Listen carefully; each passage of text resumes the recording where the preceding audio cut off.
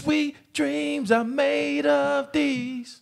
Who am I to disagree? I traveled the world and the 7 seas.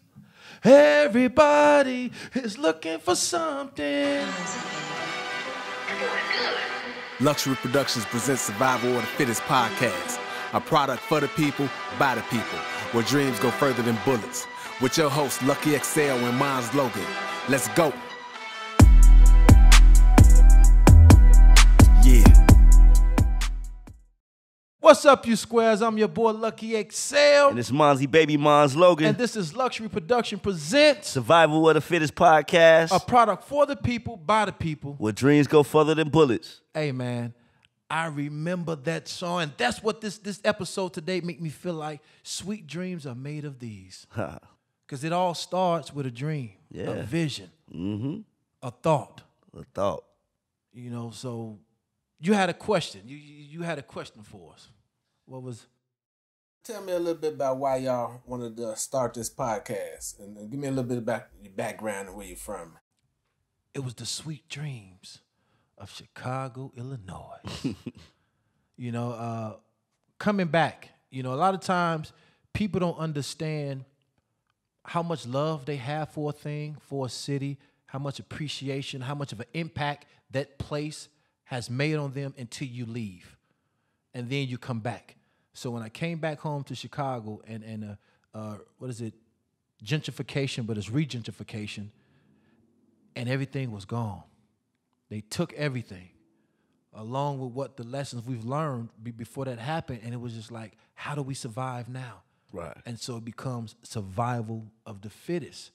And I knew that this had to be a part of us telling our story. We needed a platform or something to tell our story. How are we surviving in 2022, 2023, the 21st century?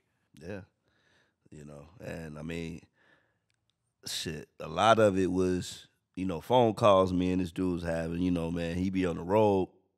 Man, truckers, a lot of times, shit, you got to keep your mind going or whatever, you know, so it's either listening to like a podcast, audio book, or somebody that's going to listen to your rants for a good hour or so. You know, and so it started from there. He wouldn't give me no breaks. He wouldn't even ease into it. You know, the nigga called, 3 o'clock in the morning. Hello? Yeah, nigga, man, I'm trying to say, man, you need to go hard, man. Shit going on in the world. I'm like, damn, fam, what the fuck? But now he got my blood running, you know what I'm saying? It's like, whoa. Because you had to tell your story. Yeah, man. And no, real talk, man. I mean, like, real shit, bro. Like, you know, when you came up here back in, you know what I'm saying, in the olden days, you know what I'm saying, when you made your pilgrimage back up here, right? And you came around or whatever. I had only seen pictures or whatever, you know what I'm saying? You brought the energy, you know what I'm saying? And it was like, man, me and bro, you know, we was building something. We was in the process. You know, that's something in the water. It's around that time. You know what I'm saying? We building the thing out, and it's like you was that missing link. You know what I'm saying at that time because of your connection to Chicago. You know, I was a young pup. You know, and to be honest, you know, like I'm Chicago. You know, but you know, I spent like every summer growing up. You know, in Cali. You know, so it's certain things like, you know, you miss out on or, you know, being from one part of the city, you know what I'm saying? Like I grew up in Inglewood, you know, the first 10 years of my life, you know what I'm saying? And so, born Sabin Hospital or whatever, you know what I'm saying? So I got the opportunity to kind of see and experience that part of the city, you know, and that living, you know, but moms, you know, single moms, all of that, ambitious. She didn't want, you know what I'm saying, me and any future kids to grow up the way she grew up or whatever, you know what I'm saying? And so, man, she bust her ass. You know, she kept trying to move us further west. Then we ended up in Ashburn, you know, which was like moving over there at that time, man. It was like fucking Mayberry or something like that. Motherfuckers was leaving their bicycles outside and shit, you know, front doors open.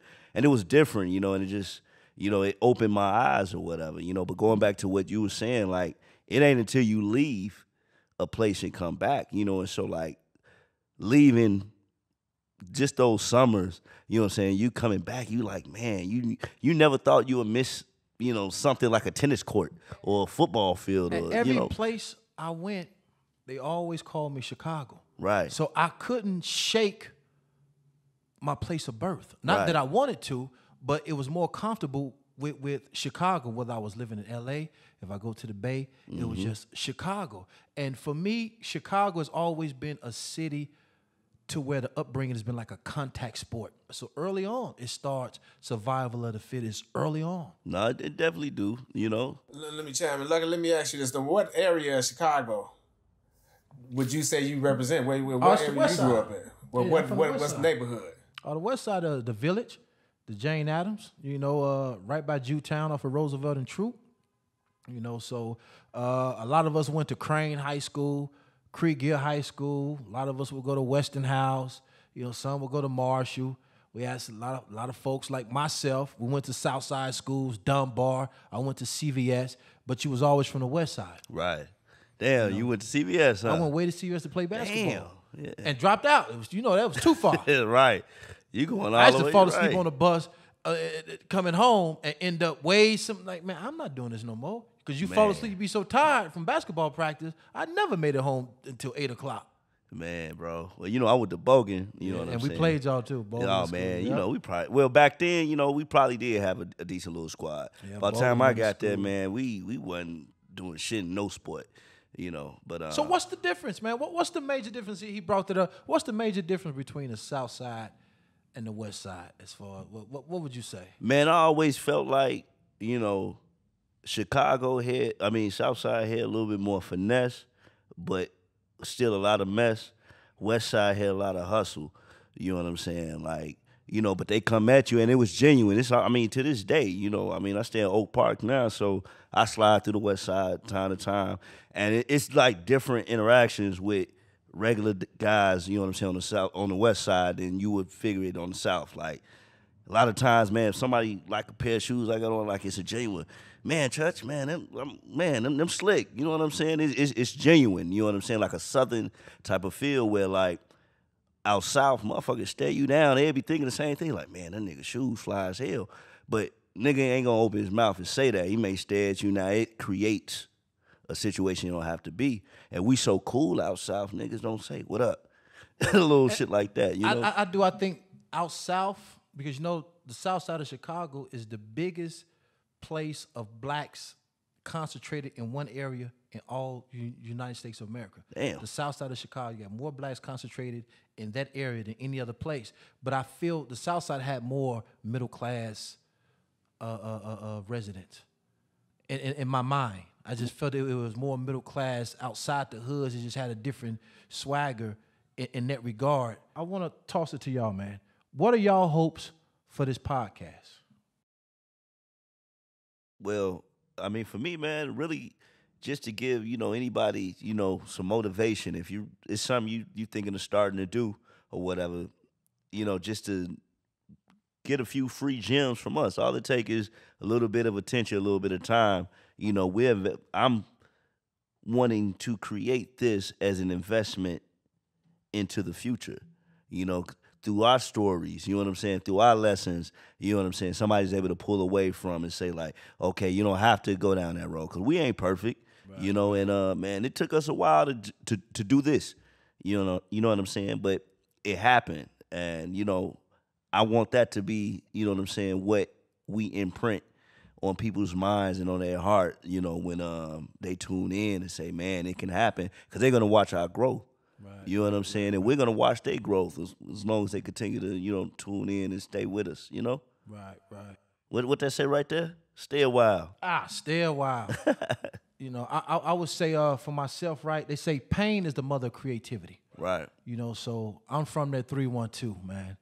And my hope is to provide an outlet for everybody to tell their story, whether you're a pastor we grew up on, whether you're a small business owner, a franchisee, a truck driver, an electrician, you work in a hospital, you know, whatever your claim to fame may be when it comes to surviving.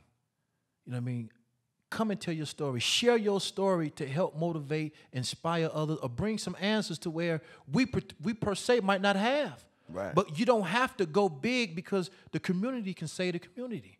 Yeah, absolutely. So I want to bring the community together so that we can what would it say? It takes a village to raise a child, but also takes a village to raise an adult. Yeah. How about, that adult is still that child. It still needs that village in that same token, And we need more of that here in Chicago. So I just want to be a conduit. I want this show to be a pipeline, from start to finish with your dream or whatever you might be, your hope is attached to. Right. Come here, share with us, man. If you need to cry, come cry. You need to laugh, come laugh. Hey, we need to put something together, man. Everybody want to go to a Bulls game, a concert, or hey, man, you need somebody to cut your grass, or I know it's about to snow.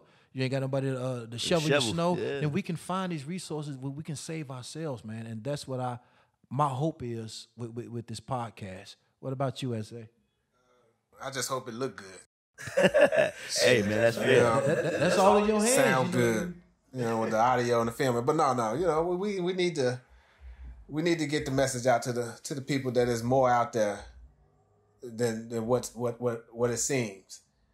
Chicago's a big city and it's a big world. And if all you're doing is taking your time to be in the blocks and to be in the hood, we want to show that there's more to offer.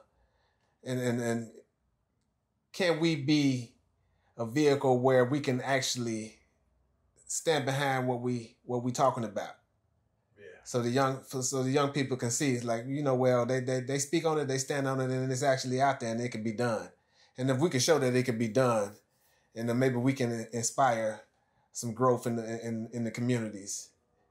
Just to make sure that we don't keep going down this road that we on, because it's not the best right now out there. I work in a field where I see a lot of traumas and a lot of deaths, and it's young folks, the young people of color. And right now, we just need to show them it's a different way, and if we can provide them with that through this podcast, I think that'd be a great blessing for the city and for the community. Absolutely, man. Absolutely. And so pretty much what he just said, he said, test our sincerity. Yeah. So test our sincerity, man. Just don't take our word for it. Give us something to respond to. Give us something so we can get some feedback, or we can show up and we can come together to build something better, man. Again, so test our sincerity, man. And again, this is Survival of the Fittest, a product for the people, by the people. Where dreams go further than bullets. All right, you squares. Peace. Peace. Please don't give up now. Please don't give up on me. Don't you give up now. Don't you give up on me. Please don't give up.